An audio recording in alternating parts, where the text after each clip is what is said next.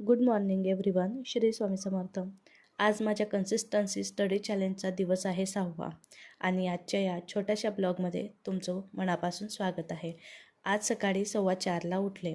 उठल्यापासूनच घसा खूप दुखत होता, तरी स्वतःला म्हटलं आजचा दिवस सोडायचा नाही. गरम पाणी करून पिलं आणि थेट अभ्यासाला बसले. आज थिअरी वाचायची ताकदच नव्हती, म्हणून 2 तास गणिताचं लेक्चर केलं. सकाळी 7 वाजेपर्यंत अभ्यास पूर्ण केला, पण त्यानंतर अचानक अंग खूप गरम झालं आणि ताप चढला होता. त्याचवेळी श्रीमूचे पप्पाही ड्युटीला गेले.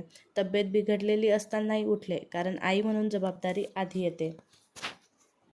21 दिवसांचं स्टडी चॅलेंज घेतलं, पण खरंच खूप अडचणी येत आहेत आणि त्यामध्ये विशेष म्हणजे तब्येतीची.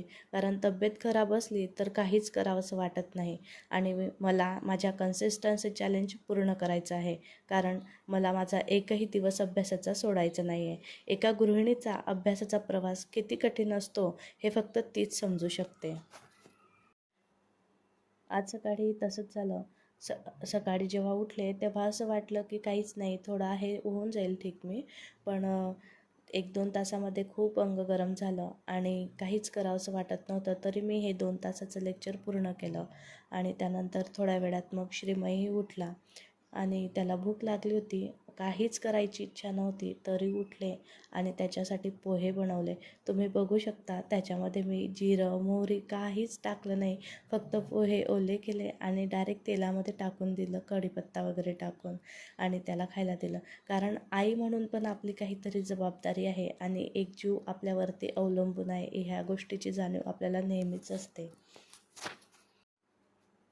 आज खरं तर काहीच करण्याची इच्छा नव्हती, पण एक गोष्ट मनात होती. कन्सिस्टन्सी म्हणजे रोज परफेक्ट असणं नाही, तर कठीण दिवसातही शक्य तितकं पुढे चालत राहणं. म्हणून आज थोडा का होईना अभ्यास केला, कारण मी कितीही आजारी पडली तरी मला माझं स्वप्न आजारी पडू द्यायचं नाही. म्हणून माझं शरीर थकलं तरी मी प्रयत्न सोडला नाही. जर तुम्ही एखाद्या स्वप्नासाठी मेहनत घेत असाल तर लक्षात ठेवा, वाईट दिवस येतील, तब्येतही साथ देणार नाही, पण एक दिवस हीच जिद्द तुमची ओळख बनेल.